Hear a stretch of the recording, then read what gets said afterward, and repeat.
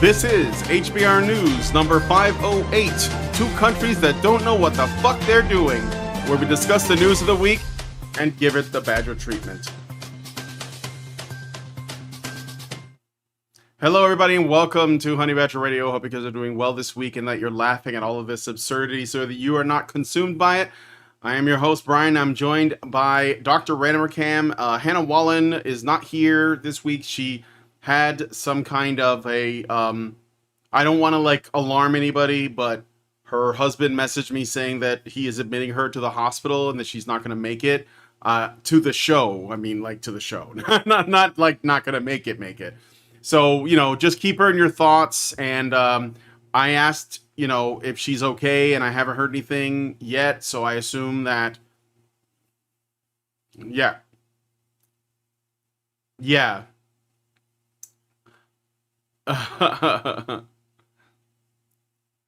that's what I'm saying. Don't get blackpilled by it. Just just keep her in your thoughts and just understand that she's not able to make it. And her husband didn't seem too alarmed because he was just informing me she's not going to make it because I'm admitting her to the hospital. So if you're going to the hospital, that means that there's a chance that they can do something for you. So anyway, With that said, though, it's just going to be me and Mike, so it might be a little bit of a shorter show today because we won't have Hannah's takes, and that's okay. We'll just have to manage without. So, and with all that said, despite that, today's show is going to have a bit going on. We're going to be talking about the developments regarding the Minnesota assassin pictured here. For people who don't see it, yeah, it's pictured there. Jack Thorne, who is the scriptwriter for Adolescence, the series that had everybody talking about boys and men.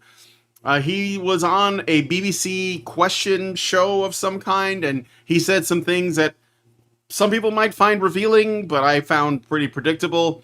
And of course, we have the heat in the Middle East and it's got everybody talking and more, so stick around. It's going to be a good time. And be sure to join us afterwards for the patron-only show. And I just realized I don't have that website up, but I will tell you what it is. So the Wall Street Journal just put out an article recently that I thought was interesting insofar as we now have a WGTOW phenomenon, I guess, happening, or at least that's the claim. So, American women are giving up on marriage. Major demographic shifts have put men and women on divergent paths. That's left more women resigned to being single. The numbers aren't netting out. So, we're going to get into that a little bit, and maybe we'll talk a little bit about whether or not, this is even going to be a problem or whatever. If you want to join us for that, you have to become a Badger yourself by going to feedthebadger.com. and setting up a monthly subscription. That's feedthebadger.com/subscribe. To do that, $5 a month will get you into Discord, where you'll be able to watch all of the lovely additional content. And plus, you'll be able to watch all of the, hang out with us. And if you give it higher levels, you can be a part of the conversation itself. So please consider supporting and joining us by going to feedthebadger.com/subscribe. Okay. So, with all that said, I think then, one more thing before we get into the stories. If you don't want to wake up one morning to find that our content's been removed from the internet, go to badgerfeed.com. That's badgerfeed.com. All right, so that's where our content lives. All right, with all that said, let's get into today's stories.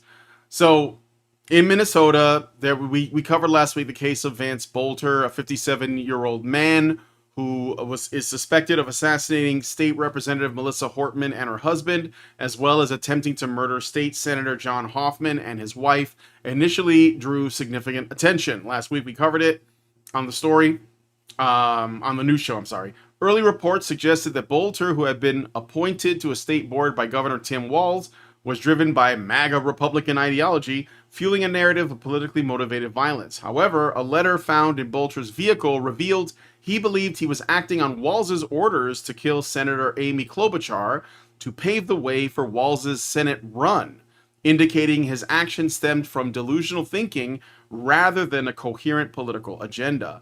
This revelation shifted the understanding of Bolter's motives, pointing to mental instability rather than partisan ideology.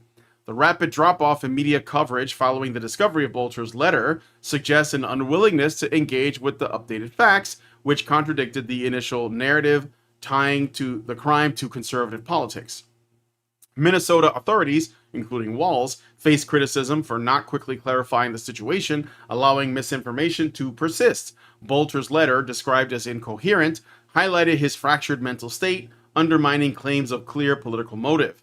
The case underscores how quickly narratives can form and fade when they no longer serve a particular agenda, leaving the public to seek clearer perspectives through unfiltered sources. In addition to that, one of the things that they also learned is, oh, Mike, your microphone is doing all kinds of stuff right now.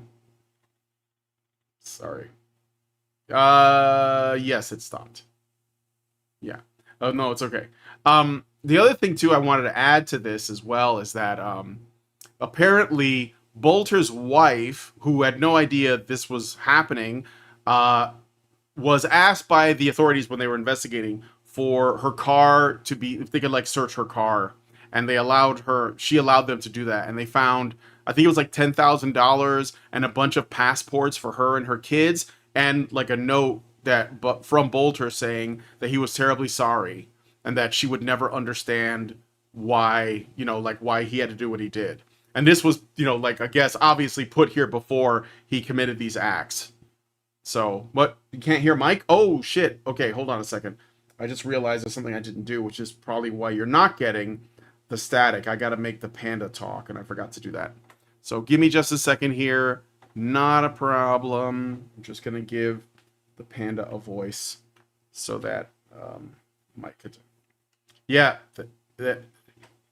Well, they should be able to hear you now. Okay, good. Yeah.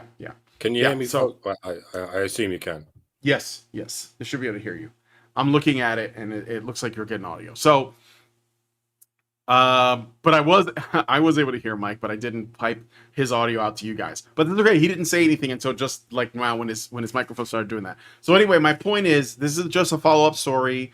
Vance Bolter apparently was not acting on any ideological grounds, and he had a hit list of people that he was going after, and they were kind of all over the place, I guess. But he was at least coherent enough to prepare by leaving 10 grand and a bunch of passports for his wife and kids before. And as far as I know, I think that, I don't know if he's arrested yet. I think he may be in custody now, or he's still on the run, but I think they got him. So anyway, I don't know, Mike, if you have any thoughts on this, but the floor is yours. No, it's so it's much like that guy who brained Nancy Pelosi's husband with a hammer, right? The Democrat-run media pounced on it in the assumption that anyone who attacks a Democrat must be some kind of crazed MAGA chud, when in reality it's just someone who was, well, either someone who was driven insane by sheer proximity to Democrats, or someone who was simply drawn to Democrats in the first place because they were already insane. It's not even a prescribed result of any tactic. It's just an inevitable result of the Komodo dragon instinct. Let me expand. Yeah. The evolutionary niche of the Komodo dragon is, well, they are man-eaters. They're extremely dangerous to humans, but not in direct combat. They're not quite big enough or strong enough to actually overpower a human being or anything as substantial as a human being. What they do to their prey is simply bite them, perhaps on the ankle or the leg. At that point, they run away, and so do their prey. And in all likelihood, those two individuals never meet again. But the thing about the Komodo dragon bite is it's riddled with infectious diseases, ones to which the dragon itself is immune, but its prey is not. I mean, most animals have a mouth that is a petri dish of germs, but the Komodo dragon in particular has made this its evolutionary niche. It actually harbors these germs as a form of chemical warfare. So all it needs is one well-placed bite anywhere near the circulatory system of its target, and that bite will soon go septic and result in acute blood poisoning or something else. Without modern medicine, if you get bitten by a Komodo dragon, you're going to slowly succumb to the sepsis and you'll eventually collapse and die in a random location. At that point, your dead body is lying there as a free meal for any carnivorous scavenger that happens to wander in its general direction. And on the island of Komodo, that scavenger is very likely to be another Komodo dragon. The one that bit you is probably miles away by that point, but it is probably busy eating a different animal that was killed by a different Komodo dragon some time ago. That is the evolutionary niche of the Komodo dragon. One can't really call it a tactic because they don't really know what they're doing.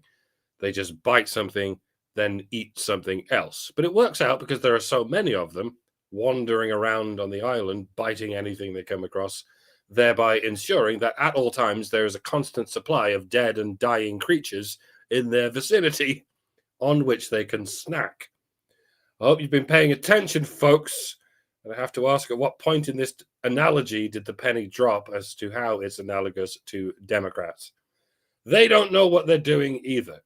They are no more cognizant of any tactic than a Komodo dragon is. They just wander around their environment, poisoning whoever they come across, and then they leave them for dead. Then eventually they happen upon a dead body and they go, huh, why would MAGA do this? And then they consume the soul of that dead body and use its nourishment to continue poisoning every hapless animal they come across. People often like to call Democrats lizard people. And to be honest, I get that you're being rhetorical in your attempts to dehumanize them. But to be quite frank, you're not dehumanizing them enough. They're not lizard people. They're not even people. They're not even ordinary lizards. Most lizards are harmless to human beings. These creatures are man-eating dragons. All right, and not even the cool kind of man-eating dragons that will fictitiously face a human in direct one-on-one combat and defeat it fair and square. They're not tank units like alligators. They're not stealth units like skinks. They are dark eusocial zombie units who max out their poison attack stats. And to the detriment of everyone, the devs have never nerfed those stats. They have only buffed them, turning the Democrat build into a horrifically OP option that makes the game frankly unplayable in the current meta. It's an S tier build, no doubt, but it doesn't deserve to be. The game is rigged, quite obviously. You'll like how I was channeling Tearzu there. Tearzu is an awesome channel. Check it out. He's probably a Democrat. He certainly has the snarky, girly voice of a woke Democrat, but whatever. Still a good channel. Credit where credit's due. Hardest tangent ever. I apologize for nothing. Okay, fun tangent. But, and again, it was just a follow-up. And of course, yeah, Vance Bolter was apprehended near his house. It took him 43 hours to find him, though. So, yeah, they got him. He's facing state and federal charges, 2 counts of second-degree murder and 2 counts of attempted second-degree murder for the fatal shooting of those Minnesota state representatives and senators. So, and apparently also, yeah, just kind of unhinged. Could he be a Manchurian candidate? I don't know. Sometimes, like, I'm open to, like, the conspiracy theories. I'm open to the idea that this guy was activated, like in a Jason Bourne movie, like they just turned him on. But I mean, maybe they just wasted their resources on a 57-year-old pudgy politician instead of, like, I don't know, like some kind of Olympian athlete. That's what I would have done. For my Manchurian candidates, I want them to have good stats. But anyway, let us know what you guys think about this one in the comments. We're going to move on to the next story now. And I look forward to your thoughts. All right, so I have a video here I want to show you guys, but I'm also going to summarize a little bit of the story. So on June 19th, 2025, on an episode of something called BBC Question Time, I don't know who watches it, I guess people who have licenses and don't have a choice, hosted by Fiona Bruce. Boomers, yeah. It's mostly boomers, yeah. Fiona Bruce in Greenford, West London. A special panel discussed the challenges of growing up in the 21st century with a focus on pressures facing young people. The panel included screenwriter Jack Thorne, headmistress Catherine Burblesing, YouTuber Tommy Innit. Tommy Innit. I understand that he said some things that are really cringe as well. Science and Technology Secretary Peter Kyle MP and Lord Willits Thorne, known for co-writing the Netflix series Adolescence, highlighting the intense societal and online pressures on young boys to conform to toxically masculine ideals, particularly through exposure to manosphere and incel culture on social media. And so I want to just play this short clip. It's about 1 minute and 36 seconds long of Thorne's commentary. And I want you guys to think about what kind of person this guy is, okay? Incel culture and the manosphere are terrifying things that are coming for our young men, and they want to involve them in it. In terms of what healthy masculinity looks like, you know, I get questioned as my own masculinity all the time because of the show I made, because I don't look like a certain type of man, and that worries me. Not that. What do you mean? What do they say? Well, if you looked at the comments in terms of when I was announced for this panel tonight, there was about 30 or 40 questioning the way I look and the sort of person I am, and whether I'm a soy beard twat, I think was one of the things that was said about me. I think the really troubling thing, and the thing that I found talking to young people, is that pressure to look and behave in a certain way. And I do think that's something that I didn't experience growing up. You know, my hero growing up was Jarvis Cocker, a skinny weirdo. And I was able to play to that skinny weirdo within me. And there's a lot of people that say, I need to get to the gym, I need to get fit, I need to look a certain way, because that is the only way I'm going to live a normal life.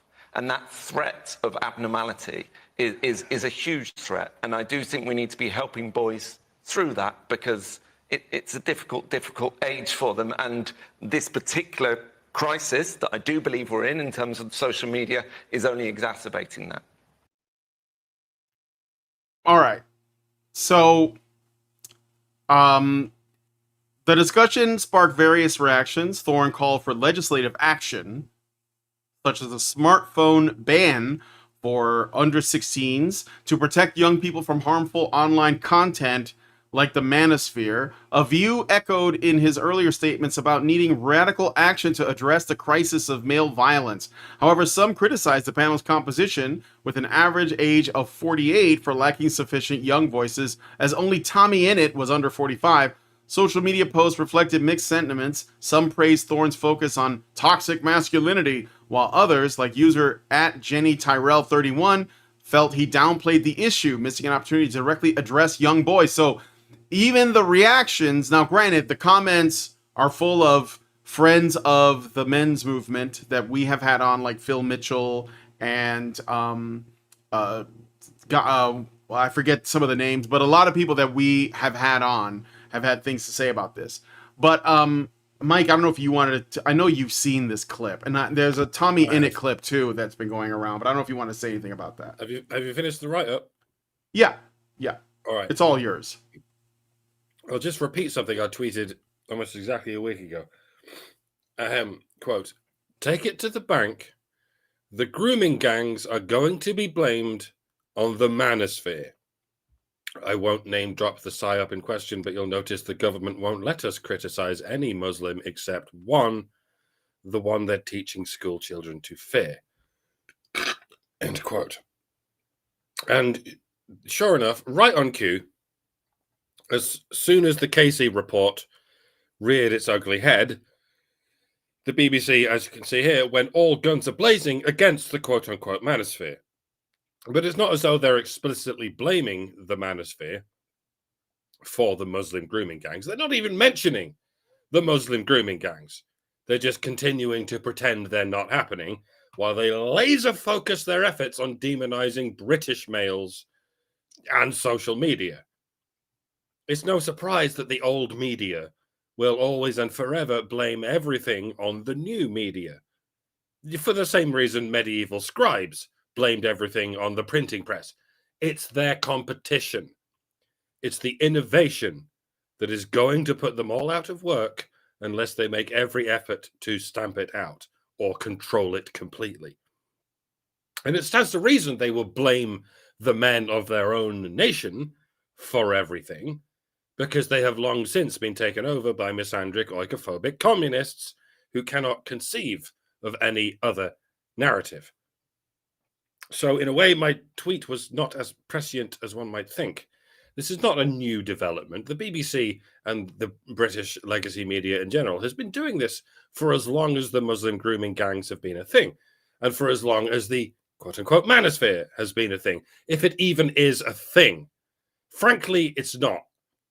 People discussing the plight of men is not a sphere any more than men are a sphere. It's not a niche subject like discussing the flight habits of European swallows. Men exist all over the world, and so do people who give a shit about men. We cover the entire planet, and we cover every conceivable aspect of human life, because every aspect of human life involves men. If we are a sphere, it's a sphere the size of the Earth. It just happens to be a sphere that is rather thin on the ground. What we are is rare.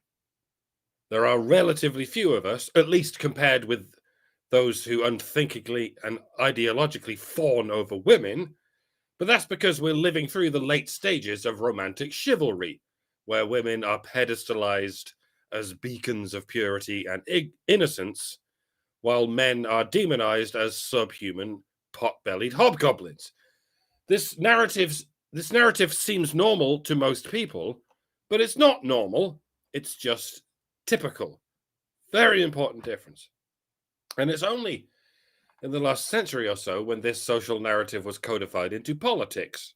That we call feminism, where women are not just purer than men and more innocent than men, they are oppressed by men.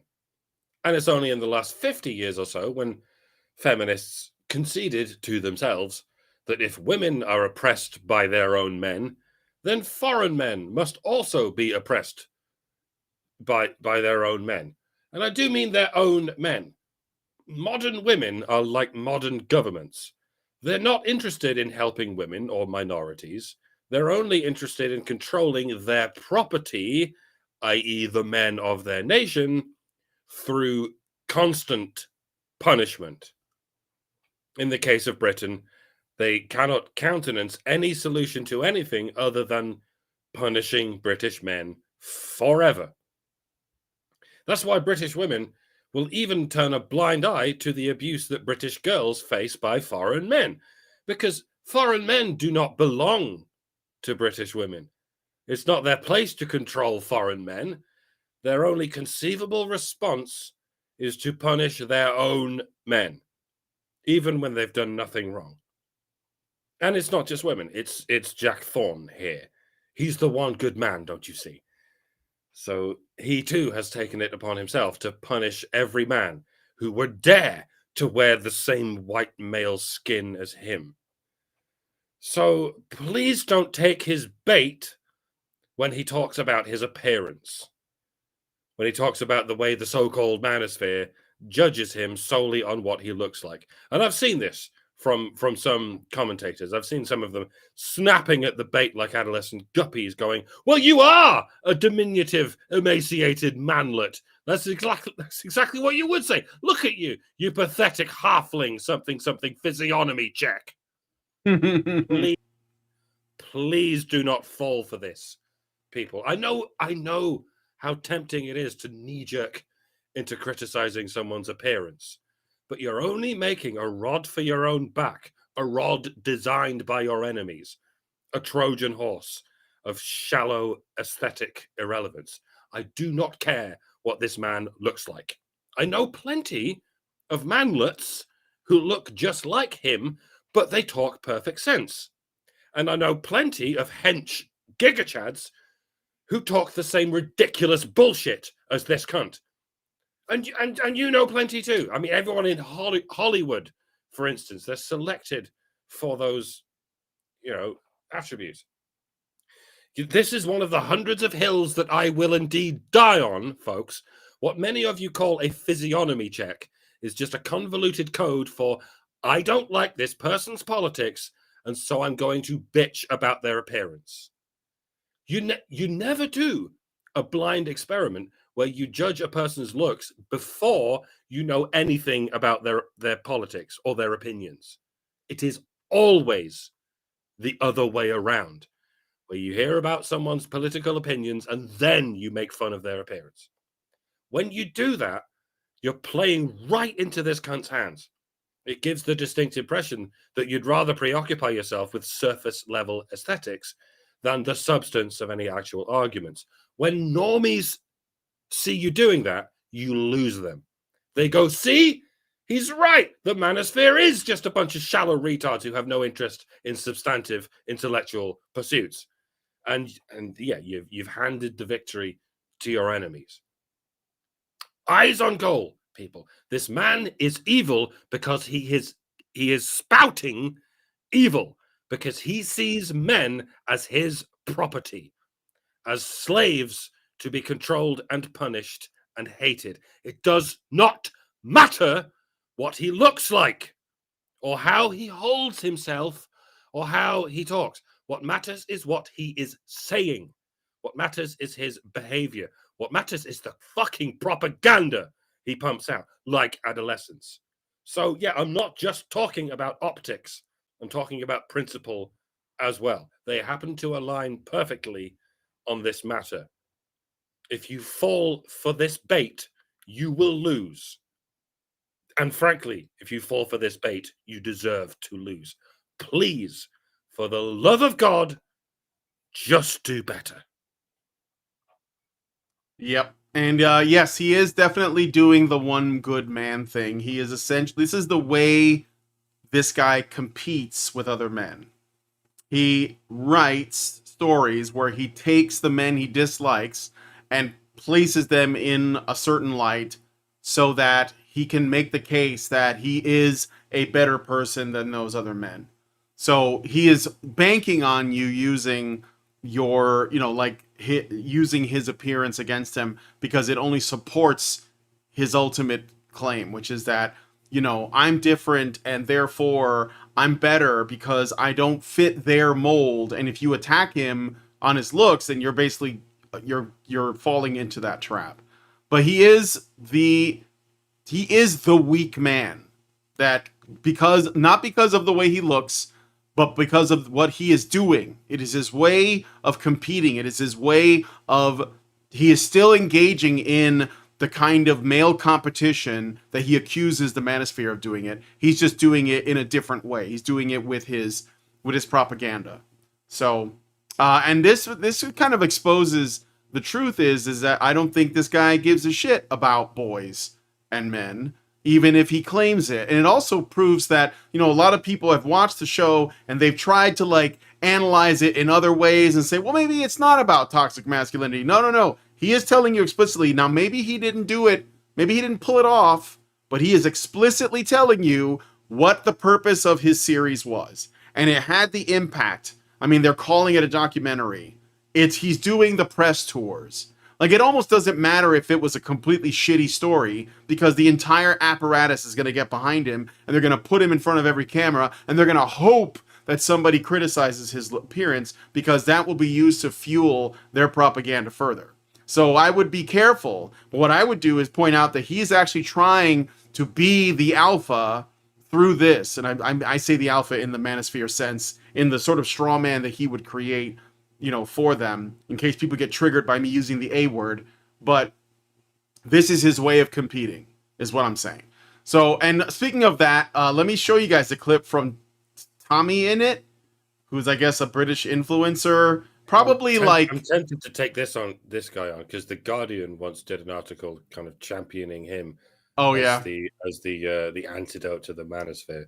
Oh, of course, like the Harry Sisson of the UK. Sure. Yeah. Sure. Much, yeah. Okay, let's give this a listen. I have not heard this yet. So I mean, one of the things that people talked about before your series, but also your series highlighted hugely, was misogyny and young men feeling shut out from the world, that it's more biased towards women and towards girls, and that there is an element of society they cannot access unless they behave in a certain way. Is that something you are aware of online? I'm very aware of, and it's very prevalent. And I think healthy masculinity is the absence of that. You know, it's men being kind and also having esteem in themselves and not needing to put other people down, and that these things can coexist. I think it's he's literally putting men down right now. Yeah, right. That's what he's doing. Yeah, putting it down while saying it's not the thing to do. Ounce of self-awareness in your fucking soul, dickhead. On the internet who are getting the roles of teachers, you know, and speaking to people like as young as like below 10, you know what I mean, who maybe aren't growing up with all this information of here's how you can feel good about yourself. And then you've got these people, you know, the Andrew Tates of the world going, hey, here's how you can be good and girls will like you and do all this stuff and everyone will think you're cool. And it's just this super pressuring is anyone in this panel going to point out? I think anything. Oh, what? Is anyone in this panel going to point out that Andrew Tate is a Muslim? They're not. No. That's what I meant at the top of my rant. No, I know what you meant. I know what you meant. Yeah. I wasn't going to name drop him, but they keep doing this. Mm-hmm. Like I said, the only Muslim they're allowed to criticize is the one but they've crowned as the king of the Manosphere. And they never mentioned that he's a Muslim. No, they because just mentioned him as the king of the Manosphere. Right, because he's not a Muslim to them. He's the king of the Manosphere first. Because if they make him a Muslim, then they become Islamophobic. But if he's just Andrew Tate, then they don't have to address that, right? So, but yeah, just a couple more seconds here. You know, that can be put in place to stop that, because that's only came about in the past 2 years and it's been quick. And I think that's the most concerning thing for me. All right. I'm coming for you, Tommy. Give me your best video. I'm going to fucking tear it apart. Does he make video? Well, he's an influencer. Yeah. He's probably on TikTok or something. I mean, it says YouTuber Tom Simmons, right? Yeah. Oh, okay. Well, I guess with the look I did briefly look at his channel, but I couldn't. I need one video to respond to. I don't want to go through a bunch of them, and Are they short? Or are they like 45-minute tirades? No, they're quite short, but there's loads of them. Somebody request something. Somebody else look through his back catalogue and find it, because I don't want to have to. Yeah, because it's just fucking depressing, you know. All right, so but anyway, that is that. Yeah, the guy, like I said, Tommy in it also. They're just doing what men do. They're trying to show that they're better at protecting the women than the other men. It's the same crap, different day and different styles. That's it. It's like different. It's like, you know, the writer guy, Jack Thorne, he does, you know, Tai Chi, and Tommy Innit does, like, you know, Hungar or something. But they're both fighting against other men and competing with other men for the favor of women. They're still engaging in the same song and dance, even the same one that Andrew Tate and the pickup artist guys in the Manosphere do themselves. They're all playing the same game. They just have different ways of doing it, and they accuse each other of, you know, the bad intentions on the other side. Like, you're not doing it the right way because I'm doing it the right way. You're all engaged in it. You're all playing the same game. But anyway, I at least can respect the Manosphere guys because they are being direct, and they're not being sneaky fuckers like these guys are, where it's like, oh no, I care about women. I respect them. Watch how hard I respect this woman. Until, of course, you disagree with them, and then they're going to probably, you know, tell you to make them a ham sandwich. To be fair, a lot of the Manosphere will do that. It's so tempting just to fall back on, oh my God, the women are the victims of... Yeah, for sure. Yeah, they are. They're the biggest victims of feminism, according to the Manosphere, yeah. Anyway, let us know what you guys think about this one in the comments. We're going to move on to the next story. It is a weird one. Hannah sent this one to me, and I thought she was going to have a lot to say on it, but unfortunately she's not here. So this might be a short one, but I will tell you because this is kind of weird anyway. So in Beverly Hills, Texas, so not Beverly Hills, California. In Beverly Hills, Texas, a 42-year-old man discovered that he was unknowingly married when he received a package from his ex-fiancée, 36-year-old Kristen Marie Spearman, containing a photo of her holding a marriage license and a filed certificate. The couple had obtained a marriage license together on June 2nd, 2025, but broke up shortly after with no wedding ceremony taking place. Spearman allegedly convinced the pastor to certify the marriage without the man's presence and filed the certificate with the McLennan County Clerk's office. After the man reported the incident, police, with assistance from the Hewitt Police Department, arrested Spearman at her home near Hewitt on charges of third-degree felony stalking. She was booked into McLennan County Jail with a $10,000 bond. This bizarre case, described by Beverly Hills Police Chief Corey Martin as unprecedented, highlights Spearman's elaborate deception following this breakup. So she did this after they broke up. The man's discovery of the fraudulent marriage came days after their split, prompting an investigation that led to her arrest. The incident has drawn attention on platforms like X, with users expressing shock and amusement at the unusual nature of the crime. So she was like 36, and I think that she was like, when they got broke up, she probably freaked out. Oh my God, what am I gonna do? So she just had to pass or marry them, and he didn't even know. But anyway, what were you gonna say, Mike? I wonder what's going to be taught about this story in gender studies classes all over the world. I mean, it's probably not part of the syllabus. Pardon. Gender studies courses aren't really in the business of highlighting any of the instances in which women force men into legal bindings without their consent. And if they ever do, they twist it into a narrative about how women are the victims. That's been the stance on marriage for as long as feminism has existed. Marriage is a patriarchal, misogynistic, ceremonial institution in which women are treated like men's property. So I have to wonder what's going to happen if someone in one of these gender studies classes puts their hand up and goes, "Professor, what do you make of the case of Kristen Spearman? She went so far as to break the law somehow just to enforce a marriage on a man without his consent." I don't think men can do that to women, can they? So why would she do that?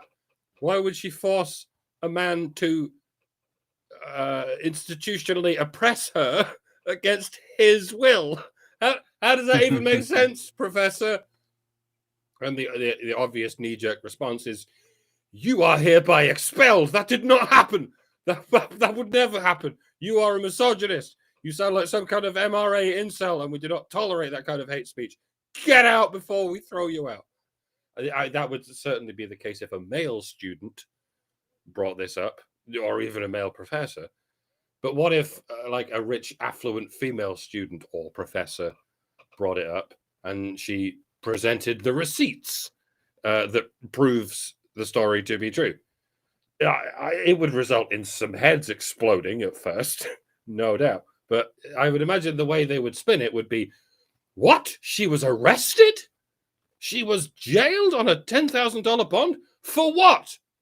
What is the charge? Enjoying a contract, a succulent Chinese contract? This is an outrage. A woman should have every right to enter into a contract with a man without being brutally imprisoned by the state. I will take this up with my local government representative as soon as possible. And it'll go the same way it went with babies. Babies do not belong to themselves. Babies belong to women. Their lives belong to women, up to and including birth. And in the same way, men do not belong to themselves. They belong to women, not just men's bodies, but men's legal status. A woman should be able to do anything they like to men and children. Otherwise, it's oppression. Yeah, when has it gone too far? That's what I keep asking. And the answer is never. Literally never. We will keep going until it's legal for women to kill men for any reason. This is not a joke, folks. It is a prediction. Mark my words.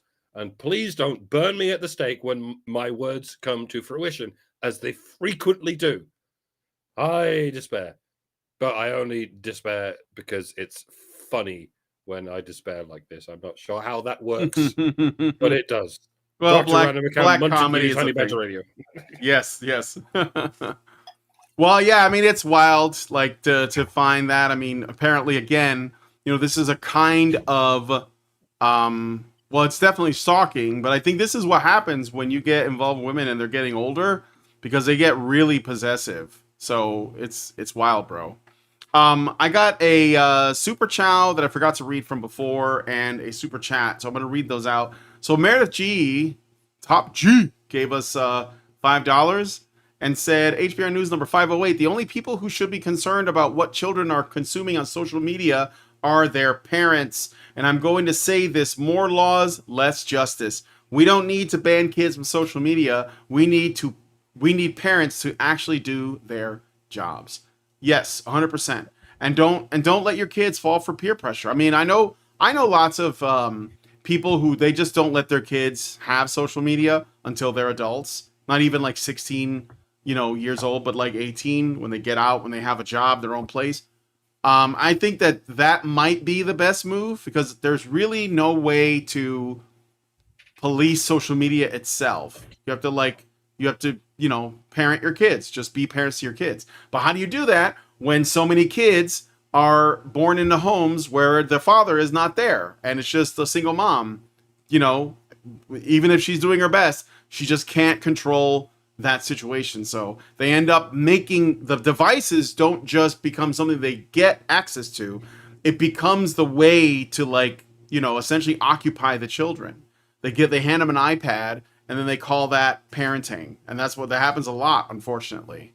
So, all right. But thank you for the super chow, Meredith. And then somebody in the vertical chat, I am looking at the vertical chat, named Guts gave us £2. Pretty sure that's £2.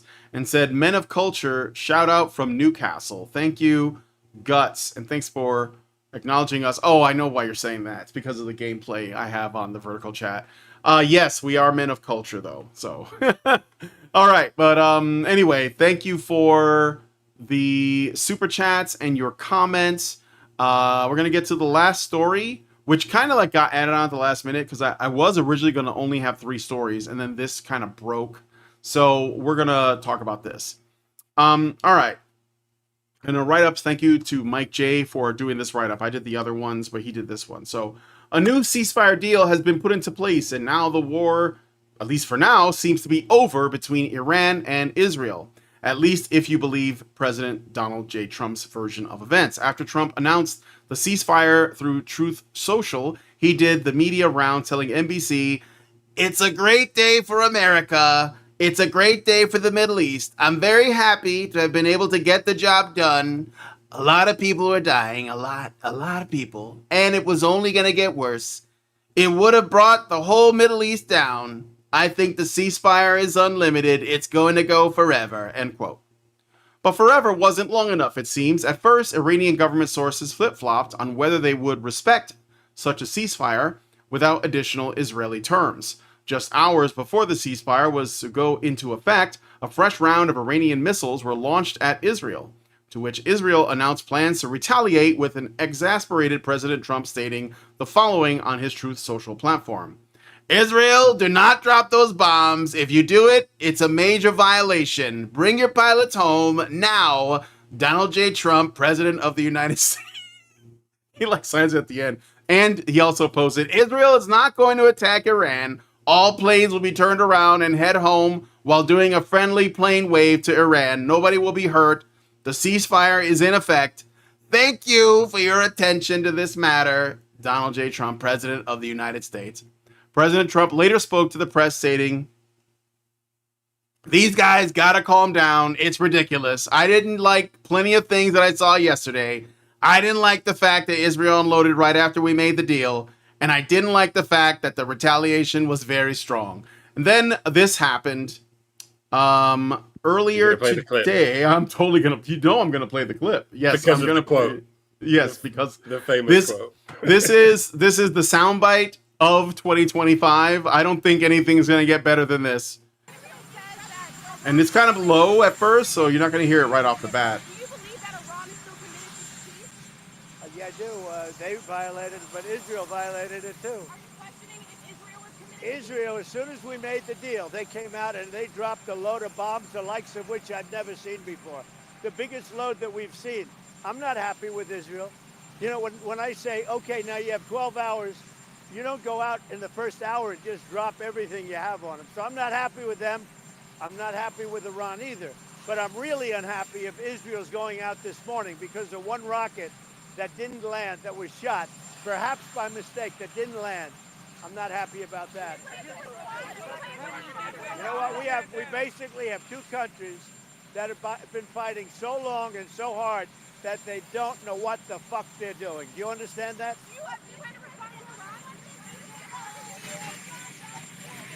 All right.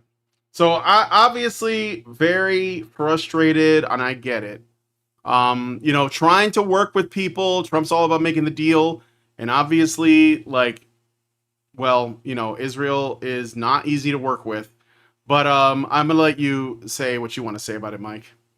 Yeah, it's been entertaining to stand on the sidelines and watch the narrative whiplash over this whole rigmarole. This time last week, it was, OMG, we're going to war with Iran over some dubious claims about WMDs. Here we go again. Trump was just another George Bush all along. Disavow, disavow. I never liked Trump, really, anyway, and anyone else who ever did should be groveling at my feet in eternal shame. Apologize to me. Apologize to me right now.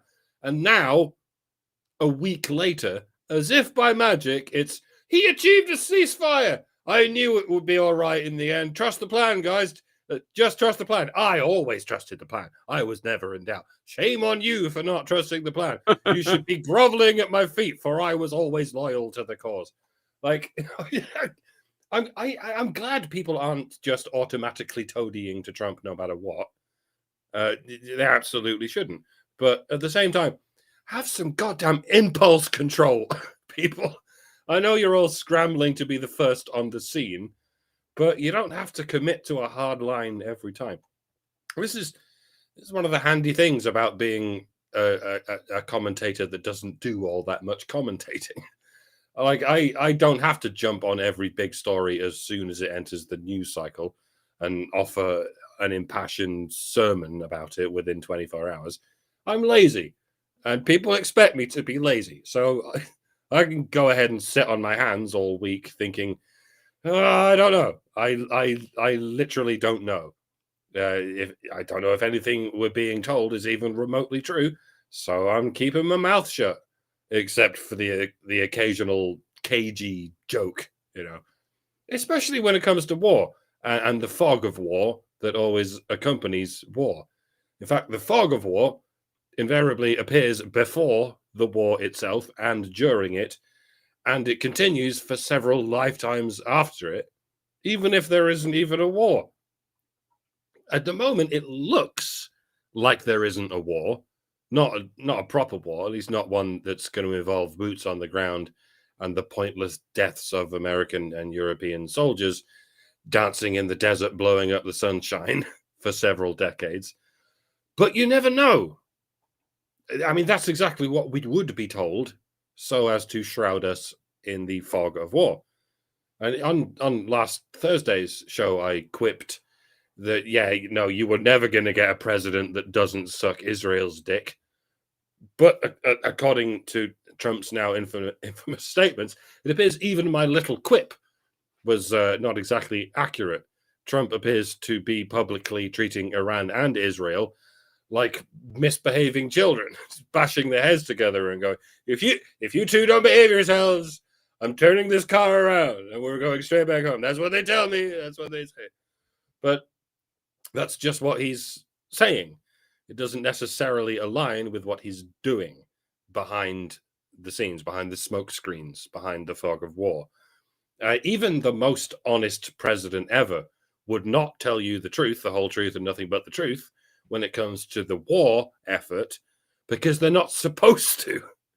It's supposed to be top secret. And I think that's all I can say about it. I don't know anything for sure because I'm not supposed to know anything for sure. And even if I did know anything for sure, everything can change with the wind at a moment's notice. And I'm kind of fine with that. It's times like these when I remember the Taoist parable of the Chinese farmer. Some of you may know it. Oh my God, Chinese farmer, your horse ran away. This is awful. Chinese farmer says, maybe.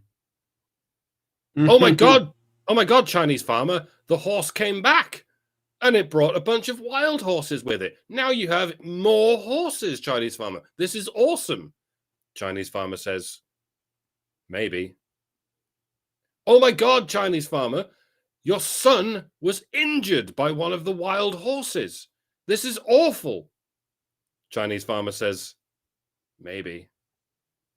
Oh my God, Chinese farmer, war has broken out and all of the young men are being conscripted to the war, but your son has been spared conscription because of his injury from the wild horse. This is awesome. Chinese farmer says, maybe. The moral of the story is pretty obvious. It's you never know. And just like it's important not to lose yourself in lament over your misfortunes, it's important not to lose yourself in elation over your good fortune, because you never know. You never know in general, and you especially never know when it comes to war. So stay zen, brothers. Don't allow yourself to be flustered all over the shop like a rag doll. It's not good for your health. And feel free to repeat my advice back to me next time I'm getting into a furious drunken rage over something that doesn't even affect me. These things are so easy to forget. All right. Thank you for coming to my TED Talk. Nothing ever happens. The nothing ever happens chud is back. The only thing I'll say about this is that I mean, I think that like staying out of a war is a good thing generally. I don't want that. I don't think Trump, he's been against that forever, but he's also been pretty consistent on saying that Iran should not own or be able, should not have a nuclear weapon. He's been saying that for decades. So like when I voted for Trump, which I did, and I'm not ashamed of it, because the alternative was what? You think that would have been better? I voted under the knowledge that there were going to be people trying to get him to do things in the Middle East, like it's always been. But that's been a thing that we've had forever, like going back to Clinton, Bill Clinton, right? So that's always been a shadow that we have to deal with. And I think that if you want to like live in a world where that gets completely reversed in one presidential term, you're not living on planet Earth. You're not being realistic. So like if we can stay out of a war for 4 years, that would be great. I think that'd be great. And so like that looks like that's what his goal is. And I think that the fact that he is concerned about like how he will be seen and using that as a motivation, you can call it narcissism or whatever. I don't think that's what narcissism is, but that doesn't matter to me. That is fine. Like if your ego is what motivates you to do the right thing, then okay, I guess your ego makes you do the right thing, right? So I'm glad that there's peace now. Now, with regards to the actions of Israel, Trump is not the president of Israel. He's not the president of Iran. He's not the king of the Middle East. He's just the president of the United States. And if he says, don't do this, and they do something anyway, just like Ukraine, when he said, don't stop messing around with Russia, Ukraine, and then Ukraine sent drones to try to assassinate Putin after he said that, that's not Trump's fault. That's Ukraine's fault.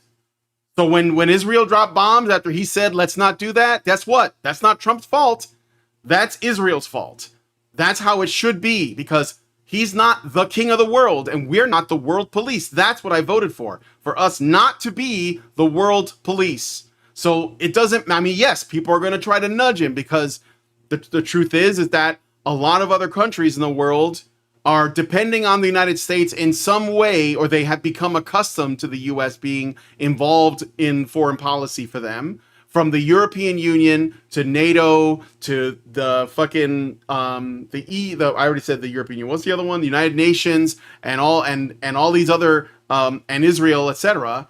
That you're just gonna have to navigate that. You have to walk that line and try to do what is best without getting entangled. And isn't it weird that as soon as he gets into office, a bunch of chaos just starts happening. We get like riots in California, and we get like assassinations, and there's like rumblings of war in the Middle East all of a sudden. It's almost like people don't want us to get anything done here at home, which is what we voted for.